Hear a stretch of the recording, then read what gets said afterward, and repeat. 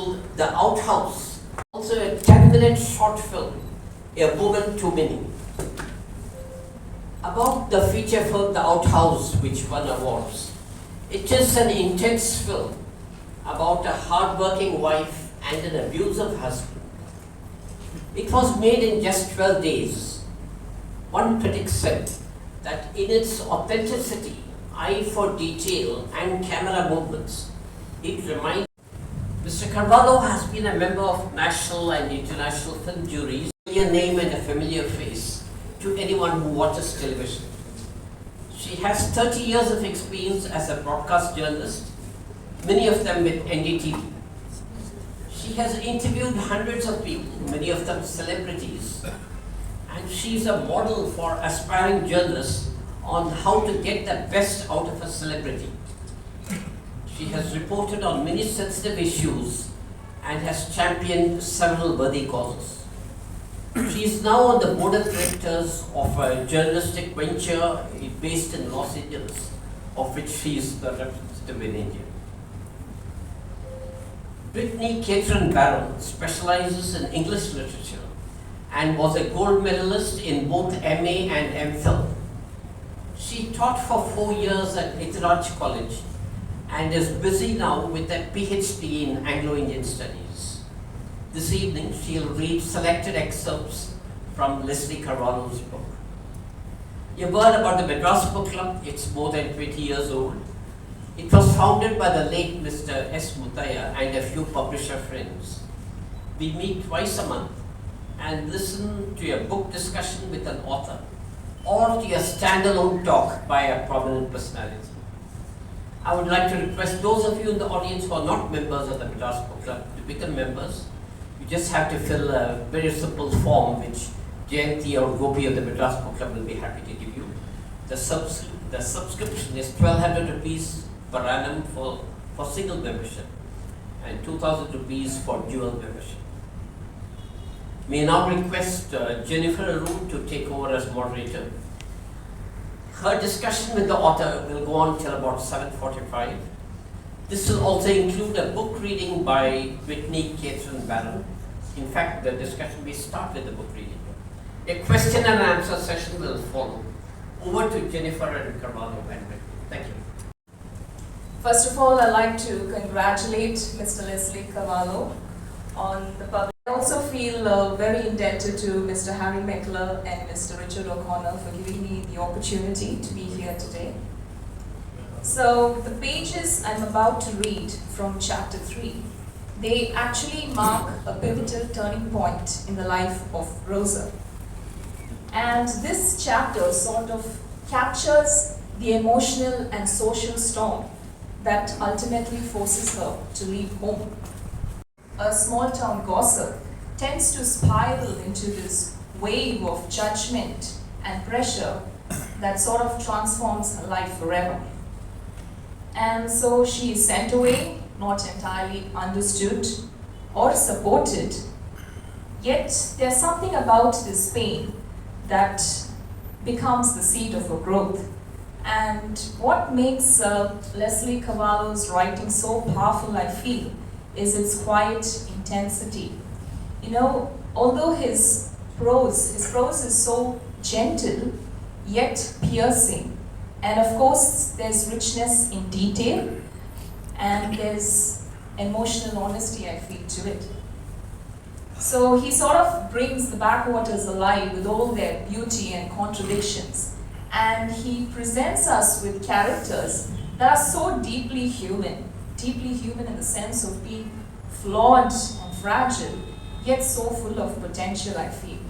So this excerpt I'm about to read is not just about exile. It's not just about Rosa leaving home.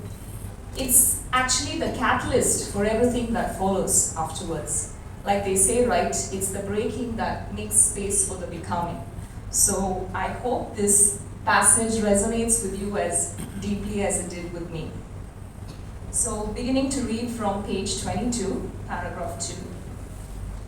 Now after her BA examinations were over, she spent more time with Grandaunt Dulcie.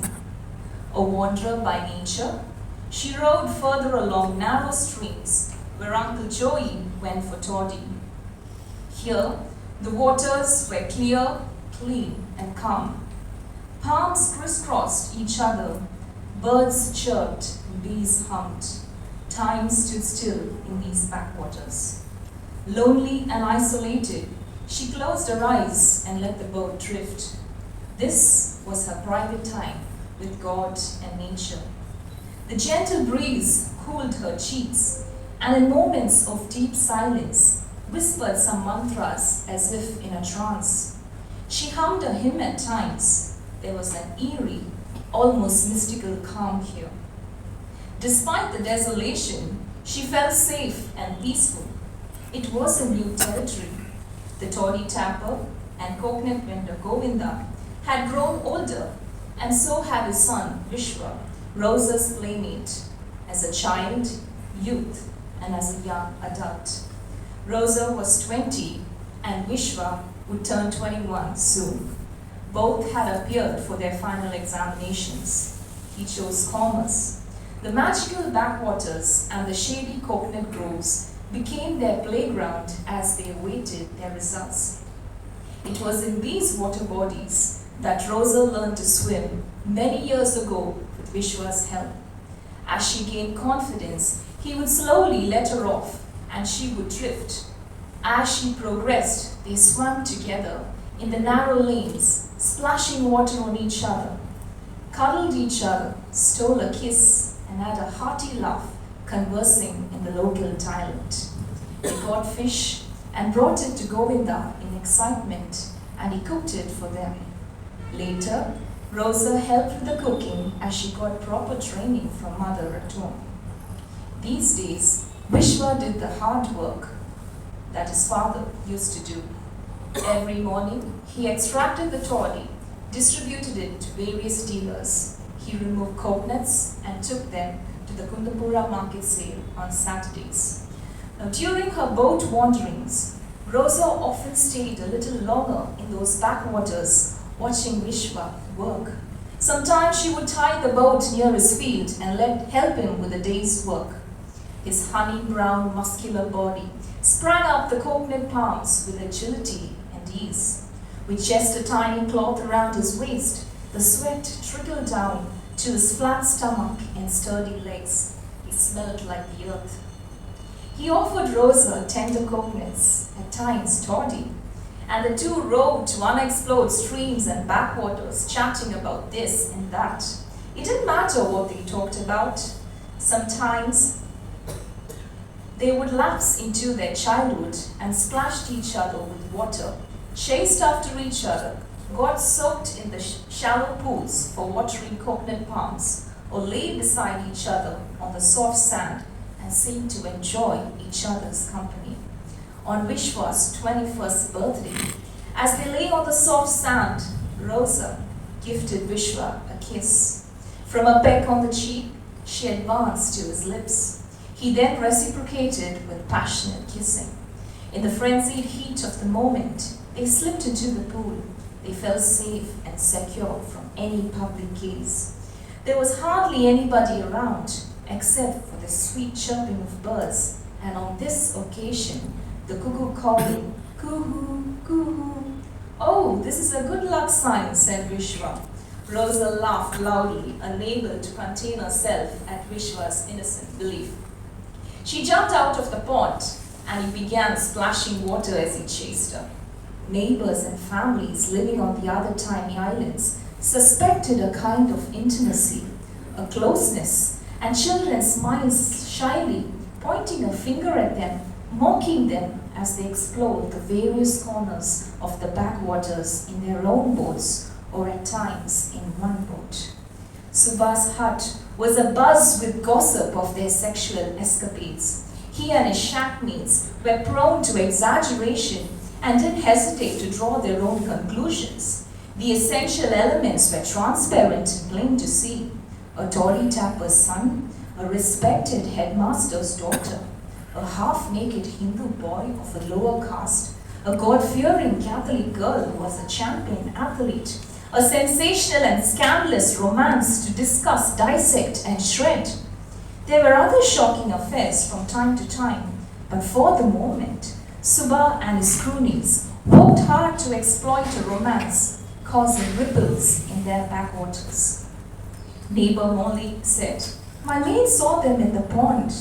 In church, Aunt Millie asked Celine, "I'm sure it isn't true, is it?" Celine was furious. What others thought of her family mattered a great deal to her. A good name in society was all she cared about. Tobias was awakened by some foul words early one morning. Half awake, he noticed Celine slapping Rosa and hurling abuses. He stopped her, but he couldn't stop the ranting. "The whole island and Kundapura is talking about your dirty behavior. Haven't you any shame? Has that naked boy got nothing better to do?" she screamed. "I haven't done anything wrong," she retorted. Tobias looked at Rosa and was at a loss for words. Celine taunted him for being too lenient with her. Instead of helping Grandma Dulcie, she's running around with that useless boy. Tobias shouted, "Rosa, you're not to step out of the house." Rosa stood frozen as her mother poured out her anger on Tobias. As she struck her a second time, Tobias took the blow on his arm. He asked Rosa to get back to her room. "Go and clean the cowshed," said her mother. "We should have married her to that Gulfie, or the one planning to go there," she said. Now nobody could marry her. As Celine continued pouring her anger on Tobias, he stepped outside and walked towards the river. The river flowed calmly, with hazy, silvery hues here and there. Rosa wasn't in the habit of opening up to people. She kept it all within. She hated explaining, clarifying, or defending herself. She endured everything silently. Maybe if Uncle Joey was around, she would have opened up. She couldn't reason with Mother. She saw no point. Charles was away at medical school. Sister Anna was married and settled in Bombay. She telephoned home to find out what was going on as an aunt called her about the affair. Rosa's best friend Atmika Shetty came home to inquire, perhaps lend a ear. They had finished their BA exams and awaited results. Atmika said, "Rosa, we have been friends since kindergarten, and I'm here just to be with you. I will listen if you want to talk." They always spoke in Kannada. Rosa didn't tell her much. There wasn't much to be told. Luke, 2 years Rosa's senior, and also a 400-meter champion, along with another athlete, went to Subha's shack and threatened him. As the shadow of disgrace fell upon the home, Tobias and Celine kept to themselves. They hardly ventured outdoors and contemplated the next move. Tobias worried about Rosa, her self-esteem and her future. He wasn't sure how to address the problem. He took time to study the situation. Celine was agitated. She preached to Rosa, contending her at the dining table every time she had an opportunity. Neighbors and relatives speculated and came up with theories of their own. Celine was hopping mad when she heard from a distant relative from a distant land that her daughter was carrying Vishwa's child. Grandma Rosalind had a hearty laugh. "People are jobless." "People can see what has happened. They aren't jobless," said Celine. "It's okay if she doesn't become a doctor or an engineer."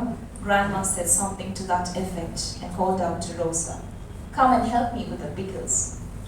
Finally, it was decided to send Rosa away for some time. Tobias was in a tender state at a separation. He hid his feelings, never questioned her, and felt helpless looking into her sad, doe-like eyes. "You can return after a short while," he said.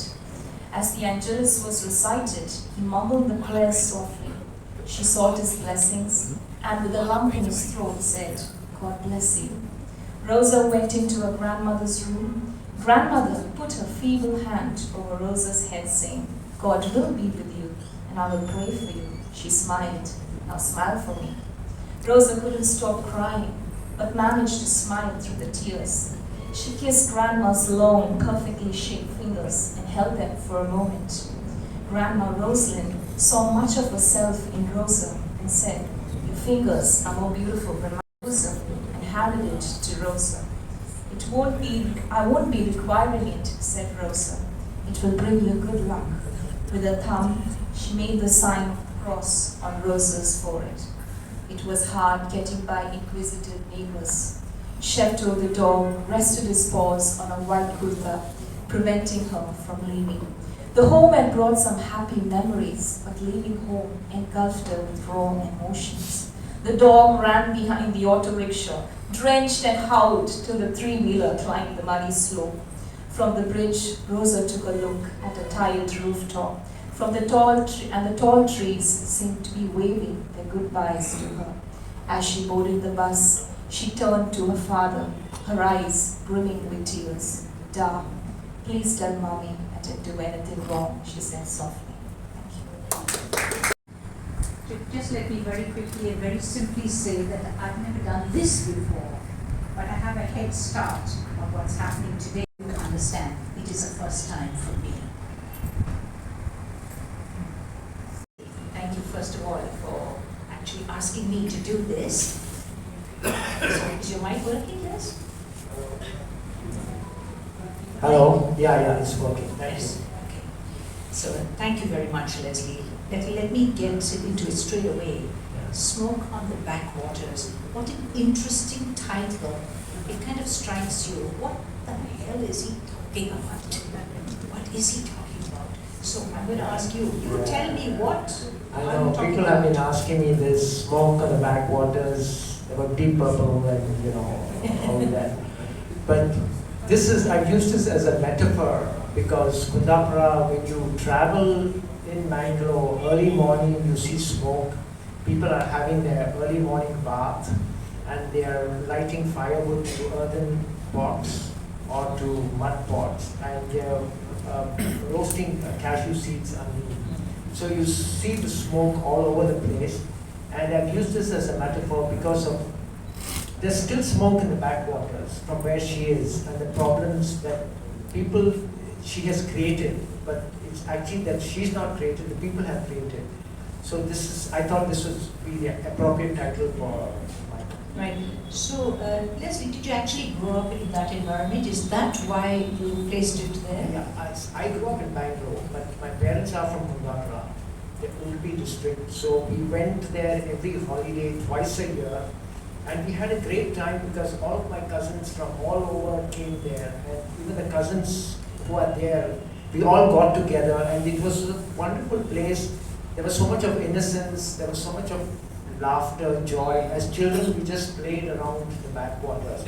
And it's just that Kundapura and the whole South Canada has excellent backwaters. It's just that it's not been developed. People really don't know much about it.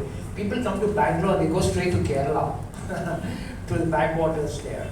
So, but the backwaters are very pristine, very calm, beautiful there. So, it's part of my childhood.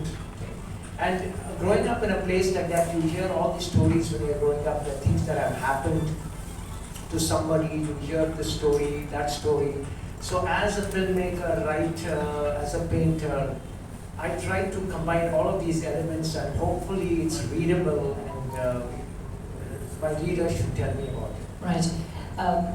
Now this is your first book, Yeah, this right? is my first book. And I know that you told me that you had actually helped your brother Yes. with 2 or 3 of his Right, books. right. So what did you use that as That was writing like, for this book? that was like a stepping stone. That was like a help for me to write my novel. We've written 3 books on Bangalore. My brother is a writer, Stanley Carvalho. He writes for the Deccan Herald, for the Hindu. So he's written 3 books called Bangalore Blue, all about famous Bangalore personalities have written about Bangalore. Kiran Mazumdar Shah has written the foreword. Mohandas Pai, all of us have contributed. The second book is called Fast and Curious. Fast and Curious is again little stories about Bangalore.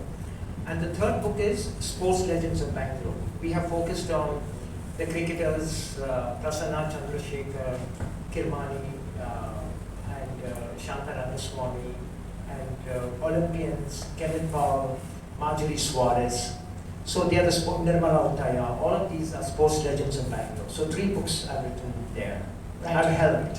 But I'm not counting those three, right? Yes, no, I'm no, looking no. at this as your Yes. first book, Yeah, this is right? my first book, And yes. you actually published already in Bangalore. Yeah, we had a great launch in Bangalore. It's been published. I'd love to thank my publisher. He's Chennai based. Harry, where are you? Big round of applause to you. There he is. You know, Harry is hiding around in the Yeah, back. Harry and Can you Siva. stand up at least, Harry? We want to see you. Yes. Yeah, that's Harry. Harry and Siva. Siva, And please Shiva, stand up. the two of them. I had such a great time for the last 1 year. I've been coming in and out of Chennai, and every time I would come and discuss the book and novel, and I've given them so much of trouble, but they've been so patient, so kind, so generous. I don't know how to thank them. Right. How is the book done in Bangalore? It's doing well. We've started, see, he's a small publisher, I'm a small writer, so we're taking it city by city. The response is quite good. It's in a couple of bookstores in Bangalore. It's also doing okay here. It's in collections in Ananagar. So we're looking at putting it in other places. So we're taking one step at a time. We're going to other cities, Trivandrum, Kolkata, Delhi, Mumbai. So word of mouth, hopefully, it will. I hope so. Yeah. Will you be plunging into the next book shortly? Yeah, I'm writing a book of short stories. Okay. So that is very interesting. Again, all the things that have happened to me or people, things that have happened to them. And we go through life with so many experiences, and I think it's very enriching. Some people like to share these things, but not all of them would like to. But I would like to, hopefully I'm working on it. It should come. I was pretty zapped when I first met Leslie because he was telling me all the things that he does. I mean, he's an author, he's a filmmaker, he's an artist, he teaches German, and he forgot to say, I think, about his tennis classes. He's a tennis embarrassed. coach. I'm embarrassed to talk about tennis because Ramesh Krishnan is here. He's one of the greatest tennis players. Absolutely. And I've been a big fan of his. For 10 years in the US, 9 years, I watched all of his matches. And I'm trying to tell him today, I watched his 5-set match against Bruno Marques of Portugal. And he was down 2 sets, but he came back and he won that. Then he played against Andrei Chesnokov. I saw that match too. And twice pre-quarterfinals with Stefan Edberg. And once with Emilio Sanchez in the far-off court. I hope you remember all of that. Because we Indians, he had a big fan following. My gosh, wherever he played at the US Open, people would just come and watch him. And he had such a beautiful game. I was teaching tennis and we had to take our kids to watch people play tennis, and I made it a point to take them to watch Ramesh Krishnan. That's all credit to you and your dad, I'm sure. Because I wanted them to play, learn how to hit the ball, not just hit hard swing, but use your intelligence, use your mind. Their style and grace was... Yeah, style and grace. And like his father, my father was a big fan of his. And I'm glad you came today. Thank you. Thank you very much for joining us here. Thank you. So then you also got your movie now. I'm going to switch quickly Yes. into your Outhouse, which was a movie that you did quite a long time ago. It's 2026 will be 30 years since I made The Outhouse. Exactly. And The Outhouse was a small film which we had no expectations. It was a small film about a little Anglo-Indian family moving to Bangalore from Kolar. And Priscilla Connor acted in the film. All of Bangalore's theatre people, Priscilla Connor, Judith Roby, Bidappa, Ratan Thakur, Chibi Gyanji, Polly Sen Gupta. And I had S. Ramchandra. He shot the film, who did Malgudi Days. Then my editor was M.N. Swami. So we had a very great team. And I was surprised when after I made the film, I sent it to the Indian Panorama. It was selected for the Indian Panorama International Film Festival. It won 2 awards from here, the Golapudi Srinivas Award and the Arvindan Puraskaram. It was at film festivals all over the world. And 30 years, we had a screening in Bangalore. Unfortunately, the film is still not out for the public. There's a mystery around it, but hopefully it was with my distributor Hansa Pictures. He sent it to film festivals all over the world. What mystery are you talking about? people have not seen it as yet. It's not out for the public. It's not on YouTube or anything like that. So we are putting it out now on YouTube soon, so people can see it, which was shot 30 years ago. Right. You also did a film with Shekhar Kapoor. Yeah, I did a small digital film for Shekhar Kapoor called A Woman Too Many. In 2000, I was on the National Film Awards jury, and Shekhar Kapoor's distributor at that time was Sanjeev Bhargava. He said Shekhar wants to do some quirky films, so he caught hold of a few directors and he said, make something extraordinary, make not the usual kind. It was made for Shekhar Kapoor's digital copies, and it's been shown in the UK and other places. Right. You've got a Tamil film in the making now. Yes, I'm a big Sivaji Ganesan fan. So I watched all of his films. I grew up, my mother was a tailor, and I grew up in a predominantly Tamil neighborhood. So all of them would come and she spoke Konkani at home. And all of her friends would say, Amma, the Paro Pakna, the Sivaji Ganesan, acting Pandrango, So she would go to see these films and even enjoy films, and she would drag me along. I was the youngest in the house. So I remember seeing his films, and I mentioned 3 of his films in the book. Andanal, Mudal Maryade, and Uyaranda Manivan. These are the 3 films I liked of his, so I mentioned his work. Right. Now, you spent a good little bit of time at the New York Film Academy. Yeah. I was just wondering how that influenced your work, or what did it teach you? Did it teach you a lot that you could put into your real life filmmaking? Yeah. The good thing about the New York Film Academy was it was a very informal kind of a training. It's not like you're a little afraid of your teachers or your lecturers, but there it was. It's changed now. Okay, I'm sorry, it's changed now. But there it was, I remember my interview to get into the New York Film Academy was with the director. We sat at a coffee shop and we just spoke about films. It was supposed to be half an hour, it went on for an hour and a half. So it was really exciting. We spoke about the films that I liked and he liked and what I could expect from the Film Academy.